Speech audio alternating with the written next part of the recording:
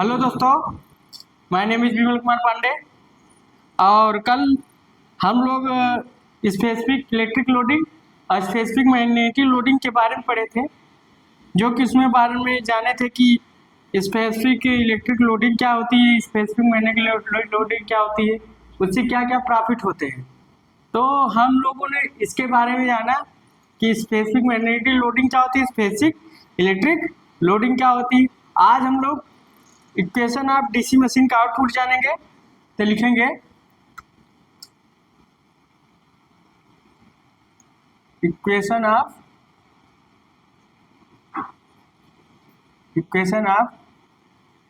DC machine output, मतलब DC machine का output का जो इक्वेशन है उसको हम जानेंगे आएगा कैसे। ठीक, तो आएगा कैसे। तो हमारा जो क्या नाम है, आर्मेचर है, आर्मेचर का डायमीटर जो भी हमारा मशीन का डिजाइनेशन होता है वो आर्मेचर के डायमीटर और आर्मेचर के कोर लेंथ पे डिपेंड करता है। कि हम मशीन का अगर डिजाइन कर रहे हैं तो मशीन का डिजाइन करने से पहले आर्मेचर का डायमीटर, आर्मेचर के कोर लेंथ पर ध्यान दिया जाता है। तो आर्मेचर जब हमारा घूमता है तो उसमें प्रोड्यूस पावर कितनी होगी, produce power in armature, produce power in armature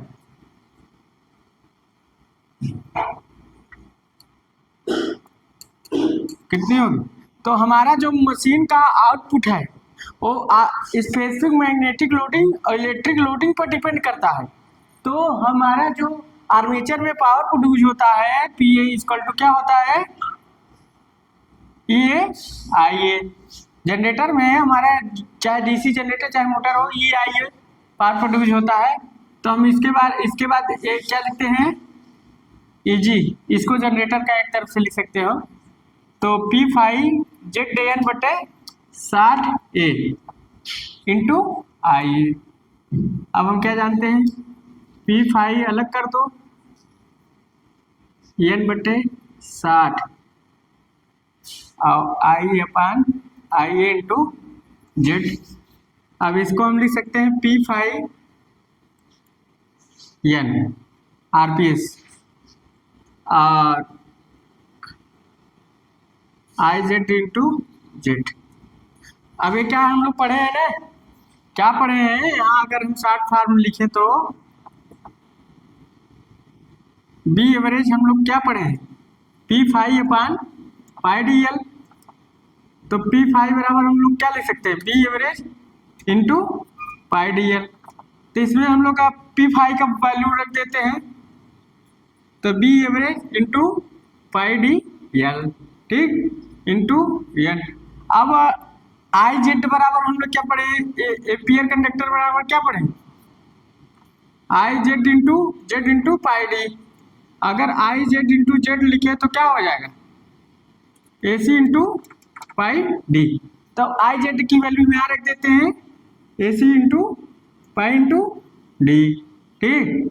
तो अब हम लोग आगे क्या बढ़ते हैं, तो हो जाएगा, इसको वाट में रखते हैं, वैल्यू वाट में रखते हैं, तो ए वाट में होगा, क्या होगा, वाट में। तो क्या होगा, pi equal to B average A C into 10⁻³ कर देंगे इंटू एन और डी स्क्वायर एल के डब्ल्यू, मतलब किलोवाट में चेंज कर लेंगे। तो ए आपका एक तरफ से, इसको हम एक तरफ से ऐसे लिख सकते हैं, pi equal to B average A C specific electric loading into 10⁻³ into D square L N into kilowatt. ये भी आपका डीसी मशीन का आउटपुट इक्वेशन है। क्या है, equation of DC machine output. तो आप लोग इसको थोड़ा उतार लीजिए। तो equation of DC machine of output, तो प्रोड्यूस पावर आर्मेचर कितना, P equal to E G I G बराबर हम लोग पढ़े हैं पी फाइव जेड एन बटे 60 इंटू आई ए। तो उसके बाद क्या था, P five N by N कर दिए। उसके बाद P5 हम लोग इतना जानते हैं, B average P5 pi D L, P5 B average pi D L into A C I Z into pi Z pi D. तो करके एक क्वेश्चन आया, आप लोग इसको उतार लीजिए।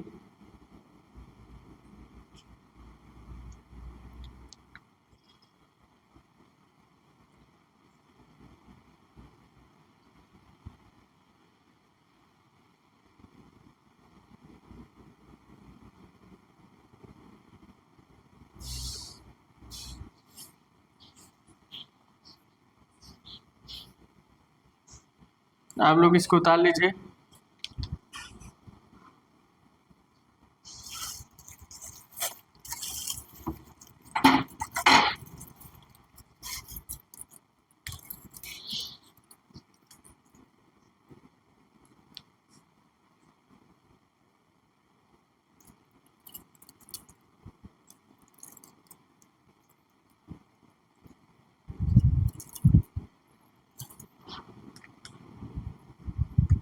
इसको आप लोग उतार लिए होंगे, तो हम मिटाते हैं।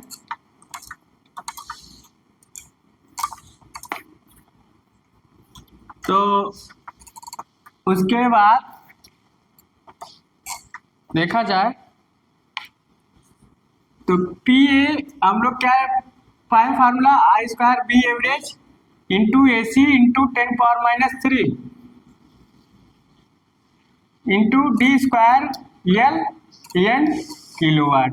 इसको हम ऐसा लिख सकते हैं, इतने को output coefficient D L N kilowatt. तो ए बी आउटपुट इक्वेशन हो गया, ए बी आउटपुट इक्वेशन। इसको सीओ क्या बोलते हैं, आउटपुट कोफिशिएंट। क्या बोल सकते हैं, आउटपुट कोफिशिएंट, आउटपुट कोफिशिएंट।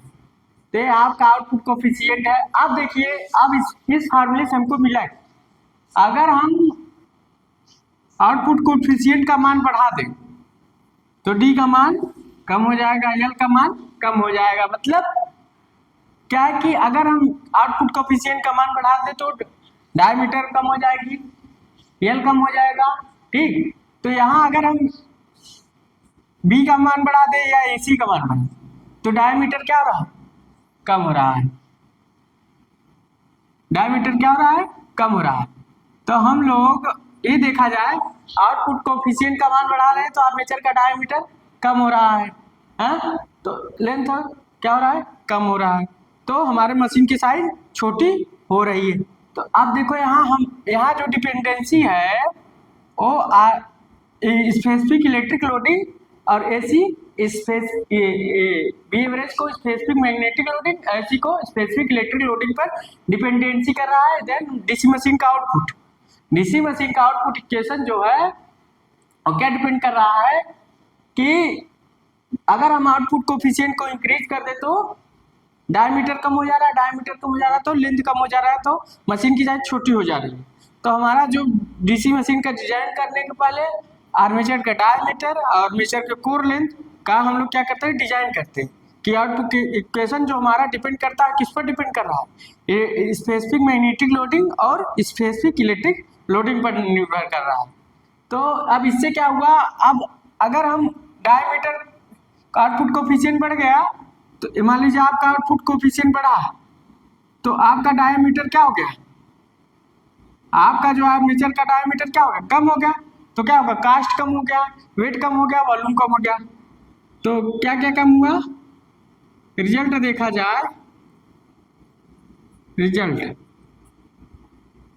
तो कास्ट कम हुआ और वॉल्यूम कम हुआ और वेट कम हुआ। तो क्या हुआ, कास्ट कम हुआ, वॉल्यूम कम हुआ और वेट कम हुआ, और टोटल क्या हुआ, वेट कम हुआ तो साइज कम हो गई। कास्ट, वॉल्यूम, वेट और साइज ये सब क्या हो गई, रिड्यूस। सब क्या हो गई, रिड्यूस। अब ये फायदा हुआ। अगर हम इसको ऐसे भी लिख सकते हो, बी एवरेज अगर हम बढ़ा रहे हैं तो आर्मेचर का डायमीटर कम हो रहा है, आर्मेचर का डायमीटर कम हुआ तो क्या होगा, साइज कम हो गई, आर्मेचर का कोर लेंथ भी कम हो जाएगा, तो हमारा क्या होगा, कास्ट कम हो जाएगा, वॉल्यूम कम हो जाएगा, वेट कम हो जाएगा, वेट कम हो जाएगा तो मशीन की साइज कम हो जाएगी, और मशीन की साइज कम हो जाएगी तो हमारा एक इकोनॉमिकल हमारा डीसी मोटर बनेगा। तो अगर हम आउटपुट कोफिशिएंट को बढ़ा रहे हैं तो आर्मेचर का डायमीटर घट जा रहा है, अगर हम स्पेसिफिक मैग्नेटिक लोडिंग को बढ़ा रहे हैं तो आर्मेचर का डायमीटर बढ़ जा रहा है, आर्मेचर का कोर लेंथ घट जा रहा है। अब कोर लेंथ घट जा रहा है तो हमारा फायदा क्या हो रहा है, कास्ट, वॉल्यूम, वेट और साइज घट गई। तो किसी भी इलेक्ट्रिक मशीन का डिजाइन करने से पहले हम लोगों को ये ध्यान दिया जाता है कि उसमें स्पेसिफिक मैग्नेटिक लोडिंग और स्पेसिफिक इलेक्ट्रिक लोडिंग को एक ऐसा निश्चित मान पर रखिए जिससे मशीन का साइज भी अच्छा हो, टेम्परेचर भी कम हो, टेम्परेचर ना बढ़े, लॉसेस कम हो, इफिशिएंसी इंप्रूव हो, वोल्टेज रेगुलेशन इंप्रूव हो, स्टेबिलिटी बढ़े, मैक्सिमम पावर गेन हो। तो आप लोग उतार लीजिएगा।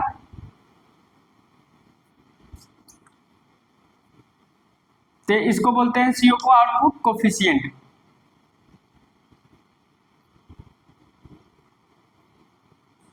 तो रिजल्ट क्या हो रहा है, अगर हम बी एवरेज को बढ़ा दे रहे तो डायमीटर कम हो जा रहा है, लेंथ कम हो जा रहा है, तो डायमीटर कम हो जा रहा है और लेंथ कम हो जा रहा है।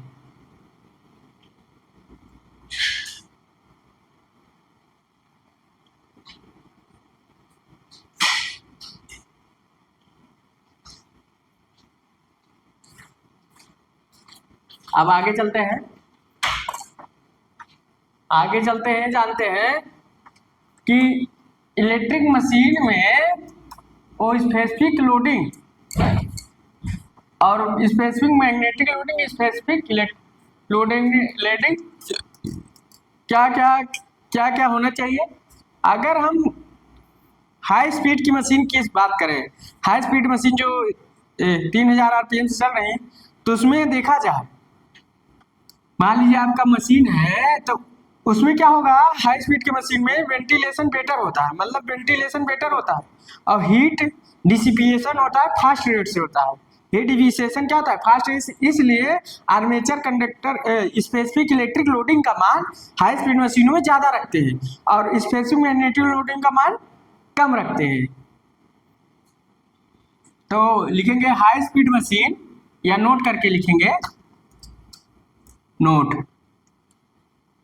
नोट में क्या लिखेंगे,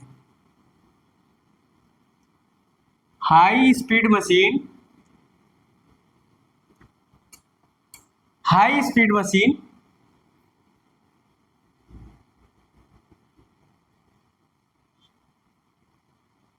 या ऐसे लिखें, हिंदी लिखते हैं, हाई स्पीड मशीन में, हाई स्पीड मशीन में स्पेसिफिक इलेक्ट्रिक लोडिंग का मान अधिक रखते हैं, ठीक, electric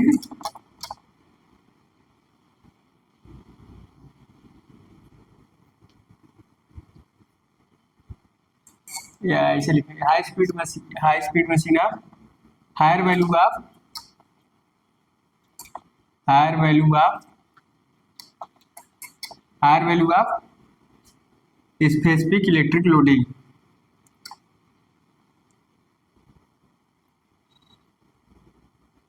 electric loading, specific electric loading, higher value of specific electric loading, because, क्योंकि वेंटिलेशन बेटर,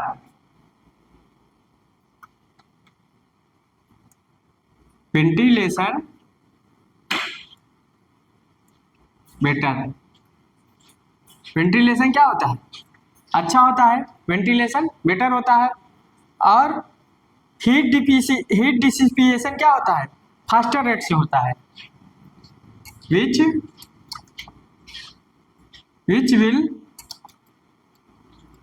विल डिसिपिएशन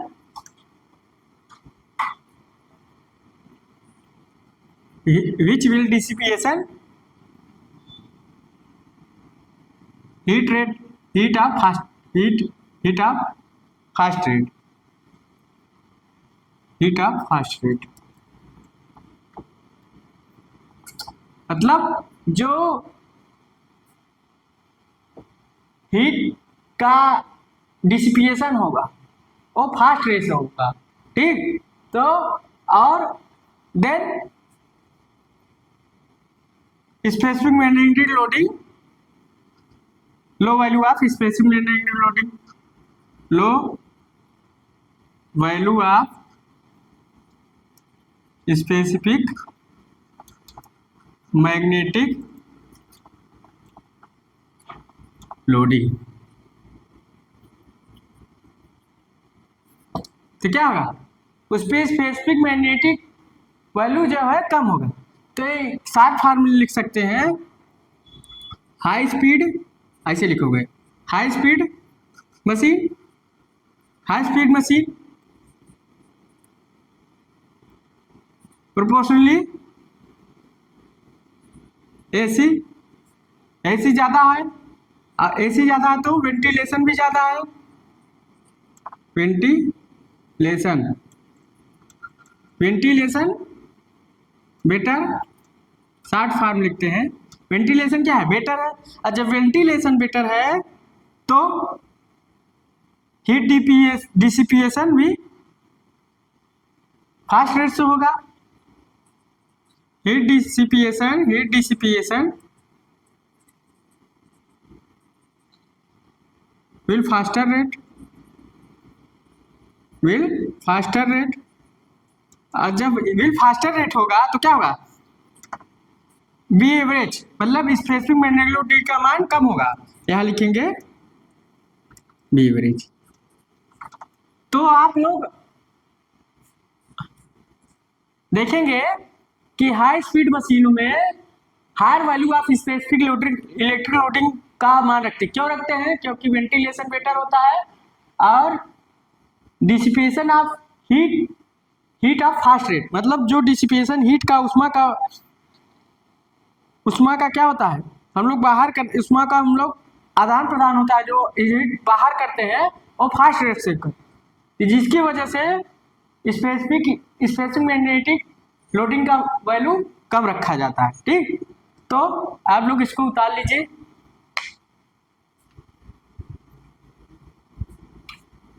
आप लोग इसको उतार लीजिए।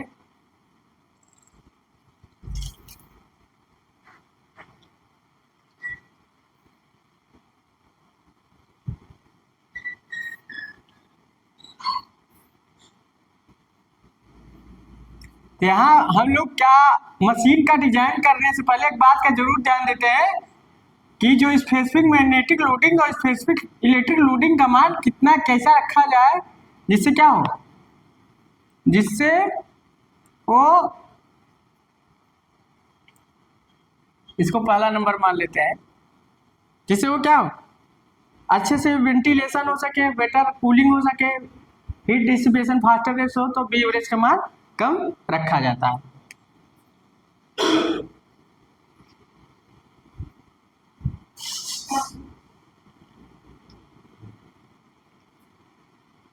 अब हम लोग आगे चलते हैं,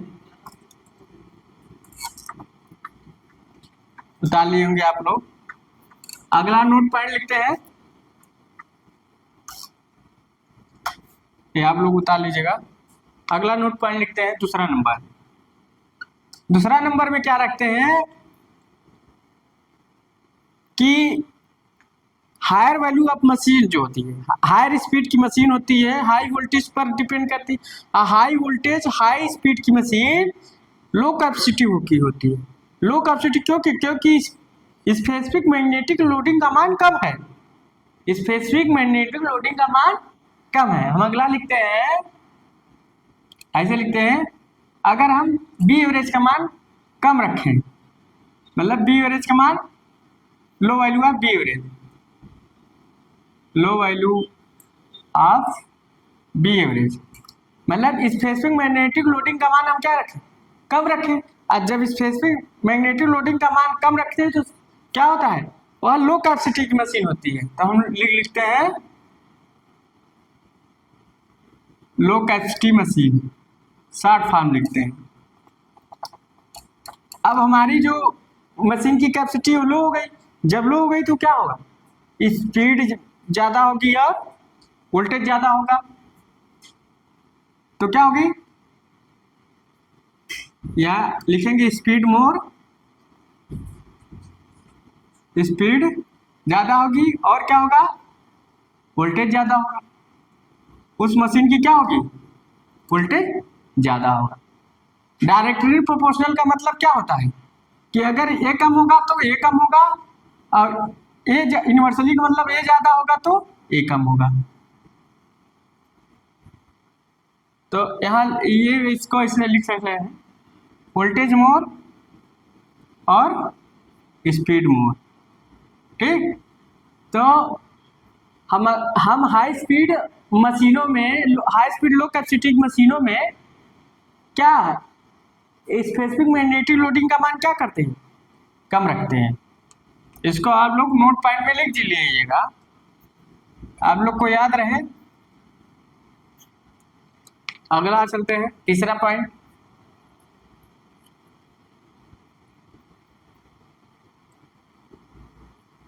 तीसरा पॉइंट के देखा जाए तो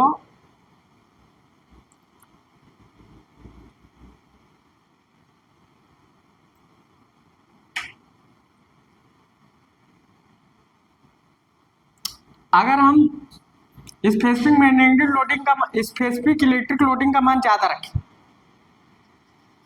तो हाई स्पीड की मशीन तो रहेगी भाई, हाई स्पीड मशीनों में स्पेसिफिक इलेक्ट्रिक लोडिंग का मान ज़्यादा रखते हैं, मगर वहाँ वोल्टेज कम रखेंगे, वहाँ वोल्टेज कम रखेंगे, मगर हाई कैपेसिटी की मशीन, हाई कैपेसिटी की मशीन क्योंकि उसमें हम स्पेसिफिक इलेक्ट्रिक लोडिंग का मान बढ़ा रहे हैं, करंट की वैल्यू बढ़ा रहे हैं।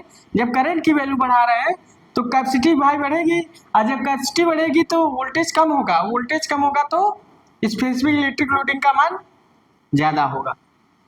तो हम लोग लिखेंगे, या ऐसे देख लीजिए, एक तरफ से हम एक तरफ से ही लिखते हैं। मान लीजिए बी एवरेज की वैल्यू बढ़ा रहे हैं, बी एवरेज की वैल्यू बढ़ा रहे हैं, तो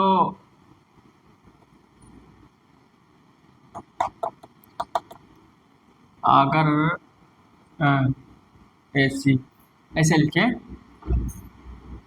मोर एसी, एसी की वैल्यू क्या हो, ज़्यादा हो, स्पेसिफिक इलेक्ट्रिक लोडिंग का मान, स्पेसिफिक इलेक्ट्रिक लोडिंग का मान ज़्यादा रहेगा तो हाई कैपेसिटी होगी, हाई कैपेसिटी मशीन होगी, हाई कैपेसिटी मशीन होगी तो हाई स्पीड वाली मशीन होगी,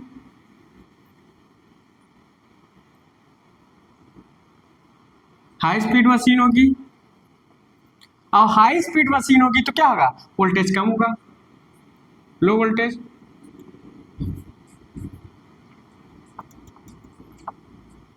तो इसको आप लोग याद रखिएगा।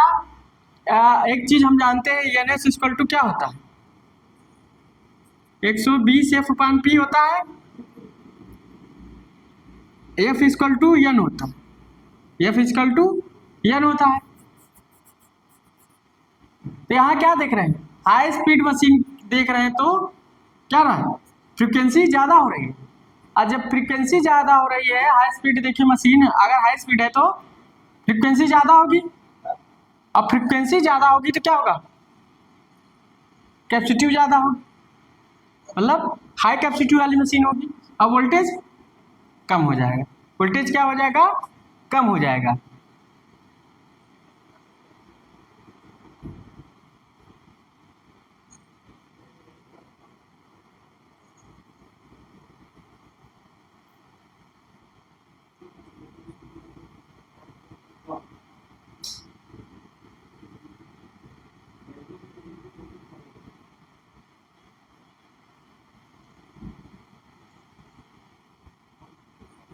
इसको आप लोग उतार लीजिए।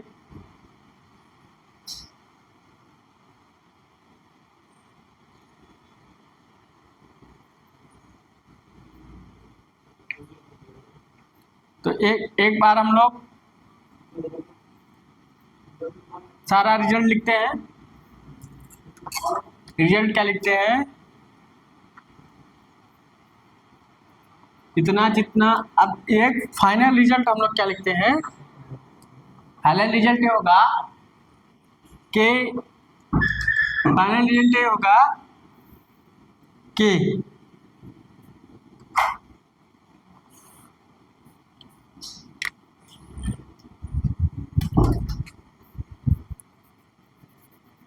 एक तरफ स्पेसिफिक इलेक्ट्रिक लोडिंग रखते हैं, एक तरफ मैग्नेटिक इलेक्ट्रिक लोडिंग लिखते हैं।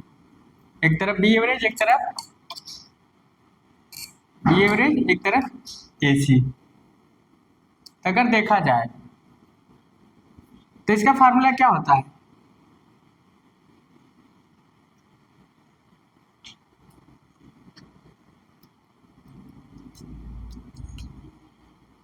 इसका फार्मूला क्या होता है, AC इक्वल टू क्या होगा, आई जेड इंटू जेड और पाई डी।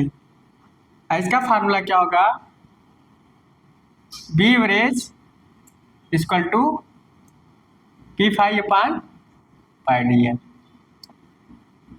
तो इससे क्या हो रहा है, डायमीटर अगर बढ़ रहा है तो स्पेसिफिक इलेक्ट्रिक लोडिंग कम हो रही है। यहाँ भी देखो डायमीटर इंक्रीज कर रहा है तो स्पेसिफिक मैग्नेटिक लोडिंग कम हो रही है। मतलब अगर हम जो मशीन आजकल इंडस्ट्री में उपयोग हो रही है, छोटी मशीनें हैं, चाहे 3 phase squirrel cage induction motor हो, चाहे फेज बाउंड मोटर हो, चाहे स्लिप रिंग मोटर हो, अगर हम उसका डाय बढ़ा रहे हैं तो स्पेसिफिक मैग्नेटिक लोडिंग कम हो जा रही है। तो स्पेसिफिक मैग्नेटिक लोडिंग को अगर हम बढ़ा रहे हैं तो डायमीटर कम हो जा रहा है। अगर डायमीटर कम हो जा रहा है तो मशीन की साइज कम हो जा रही है। ठीक, मशीन की साइज कम हो जा रही है। आउटपुट इक्वेशन क्या होगा दोनों के लिए, अगर आउटपुट इक्वेशन देखें तो दोनों के लिए सेम ही होगा, वो हम लोग लिखे हैं। तो हम लोग हाई स्पीड की मशीनों में एसी का मान ज्यादा रखते हैं क्योंकि वेंटिलेशन ज्यादा होता है, हीट डिसिपिएशन फास्टर रेट से होगा, और बी एवरेज की वैल्यू कम रखते हैं। और देखा जाए अगर हम बी एवरेज की वैल्यू कम रखते हैं तो क्या होगा, बी एवरेज की वैल्यू कम रखते हैं तो उससे क्या होगा, जब बी एवरेज की वैल्यू कम रखेंगे तो मशीन लो कैपेसिटी बनेगी, लो कैपेसिटी बनेगी, और क्या होगा, मशीन हमारी क्या लो कैपेसिटी बन रही है और हाई स्पीड की बनेगी और हाई वोल्टेज की बनेगी। तो हम लोग फार्मूला लिख लेते हैं, इसको आप लोग तार ही चुके हैं।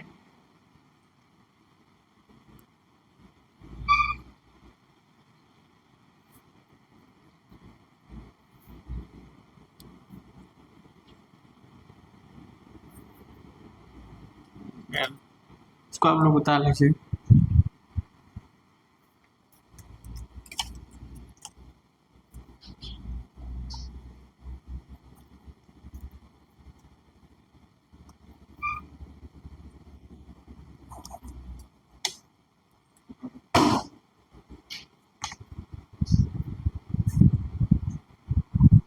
तो आप लोग इसको उतार लिए होंगे। तो एक बार और अगर इसके बारे में लिखना चाहे,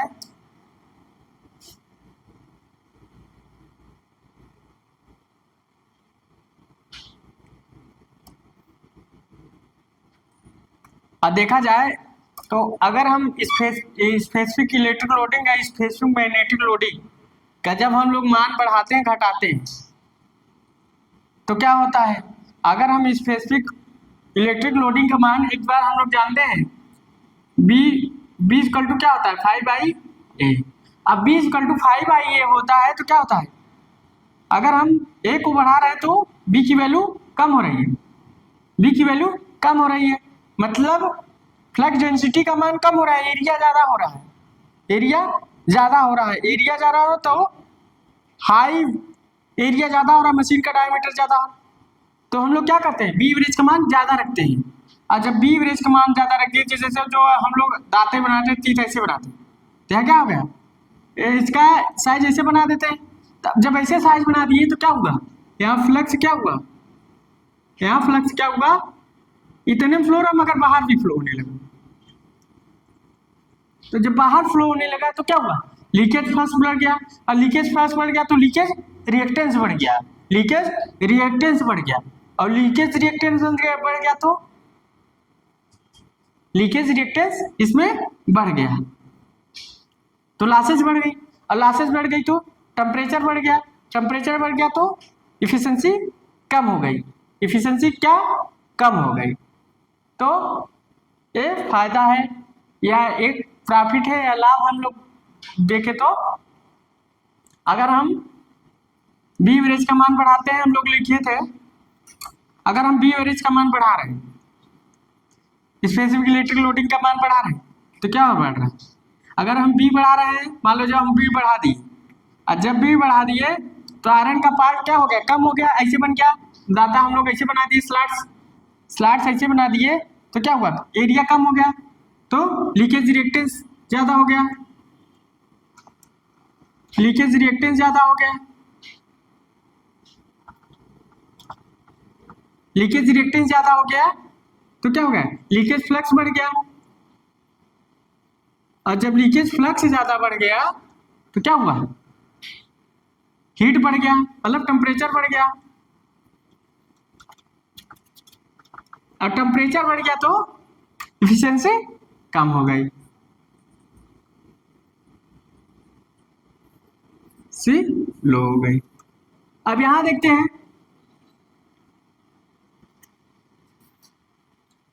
अगर हम स्पेसिफिक इलेक्ट्रिक लोडिंग का मान बढ़ा दें, मतलब करंट को बढ़ाते जाएं, करंट बढ़ाते जाएं, तो क्या होगा, साइज अब मशीन की साइज बढ़ जाएगी, मशीन का मतलब कंडक्टर का डायमीटर बढ़ जाएगा, तो डायमीटर ऑफ कंडक्टर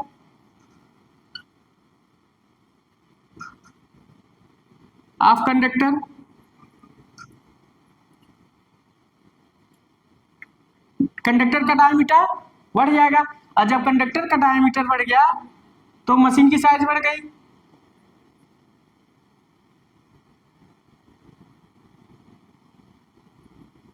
मशीन की साइज क्या हो गई, साइज ऑफ मशीन बढ़ गई, साइज ऑफ मशीन लिखा गया, मशीन की साइज क्या हुई, बढ़ गई।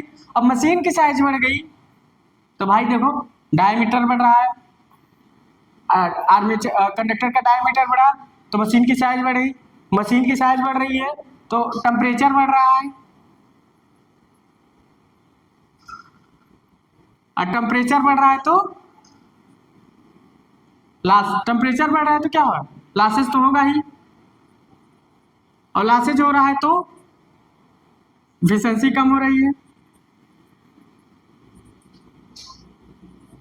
सी कम हो रही है। तो इतने फायदे भी हैं, इतने घाटे भी हैं, इसलिए हम लोग स्पेसिफिक इलेक्ट्रिक लोडिंग और स्पेसिफिक मैग्नेटिक लोडिंग यहां लिखते हैं, स्पेसिफिक इलेक्ट्रिक लोडिंग यहां लिखते हैं स्पेसिफिक मैग्नेटिक लोडिंग। तो specific magnetic loading, specific electric loading का रखने का फायदा क्या है, घाटा, मगर स्पेसिफिक इलेक्ट्रिक लोडिंग और स्पेसिफिक मैग्नेटिक लोडिंग हम लोग एक निश्चित सर्टेन वैल्यू पर रखते हैं, नहीं तो क्या लॉसेज ज्यादा होगा, साइज बढ़ जाएगी, टेम्परेचर बढ़ जाएगा, लॉसेज बढ़ जाएगी, एफिशिएंसी कम हो जाएगी। तो हम लोग एक निश्चित वैल्यू पर रखते हैं, ना तो लॉसेज बढ़े, ना तो टेम्परेचर बढ़े, ना तो लीकेज फ्लक्स बढ़े, ना तो लीकेज रिएक्टेंस बढ़े, मशीन का साइज भी कम हो जाए, आर्मेचर का डायमीटर भी कम रहे। तो हम लोग मशीन का, किसी भी मशीन का डिजाइन करने से पहले इन दो वैल्यूओं पर, इन दो, चाहे स्पेसिफिक इसको देखो, सॉरी स्पेसिफिक मैग्नेटिक लोडिंग है, हम लोग ध्यान से,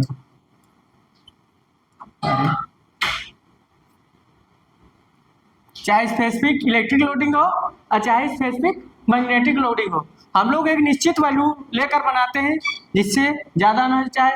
हम इन लोग इसमें वैल्यू लिखे थे, हाई कैपेसिटी की जो मशीन होती है, हाई कैपेसिटी मशीन की जो होती है, मशीन जो होती है क्या होती है, इसके लिए हम लोग क्या रखे थे, 50,000 एम्पियर कंडक्टर रखे थे, 50,000 एम्पियर कंडक्टर। और लो वैल्यू के लिए हम क्या रखते थे, low value capacity of machine 15,000 ampere per conductor रखे थे।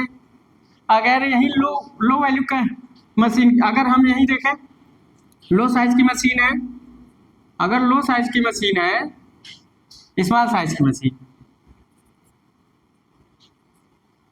स्मॉल साइज की मशीन के लिए देखें तो हम बी एवरेज का मान कितना रखे थे, 0.4 to 0.8, 0.4 to 0.8।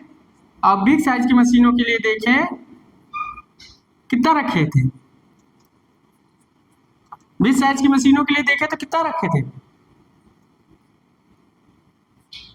0.5 to 1.15 weber per metre square.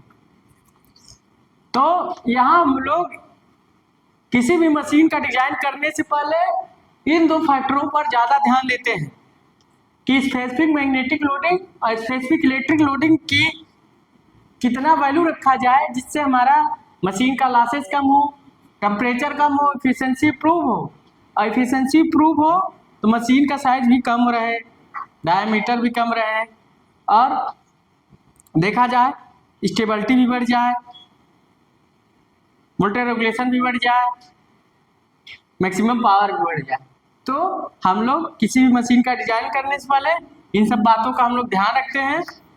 तो आज तक हम स्पेसिफिक इलेक्ट्रिक लोडिंग और स्पेसिफिक मैग्नेटिक लोडिंग के बारे में पढ़े, जो कि मशीन का डिजाइन पर बहुत डिपेंड करता है, मशीन के डिजाइन पर बहुत डिपेंडेंसी रहता है। तो अगर समझाने का तरीका और बताने का तरीका आपको मेरा अच्छा लगा हो कि एक्सप्लेन हमने अच्छा किया, और हमारा पढ़ाने का मेन पर्पज यही रहता है कि आप किसी भी सब्जेक्ट को पढ़ने से पहले उसको अच्छे से एक्सप्लेन स्टेप बाय स्टेप करके पढ़ें, अच्छे से नोट्स बनाएं, अच्छे से नोट्स बनाएं, अच्छे सब्जेक्टों पर ध्यान दें। तो क्या क्या हो सकता है, इसमें क्या होना चाहिए, जब पढ़ने पर आपका अगर सोच बढ़ रही है, आप पढ़ने पर आपकी सोच अच्छी लग रही है, आप सोच रहे हैं किसी पढ़ाने, तो सोचिए आपका दिमाग जो हो डेवलप कर रहा है। मतलब अगर हमारे पढ़ाने पर आपका माइंड डेवलप कर रहा है, ग्रोथ कर रहा है कि हाँ यार ऐसा होना चाहिए, अगर ऐसा होना चाहिए तो क्यों होना चाहिए, तो क्यों होना चाहिए, तो ऐसा होना चाहिए, नहीं ऐसा होना चाहिए। अगर आप सोचना शुरू कर दिए किसी भी पढ़ाने आदमी, तो समझिए आपके दिमाग में डेवलपमेंट हो रहा है या होने वाला है, तो ऐसे पढ़ाई करिए। तो आपको अगर पढ़ाने का तरीका अच्छा लग रहा हो तो आप लोग लाइक एंड सब्सक्राइब जरूर कर दीजिए। थैंक्स।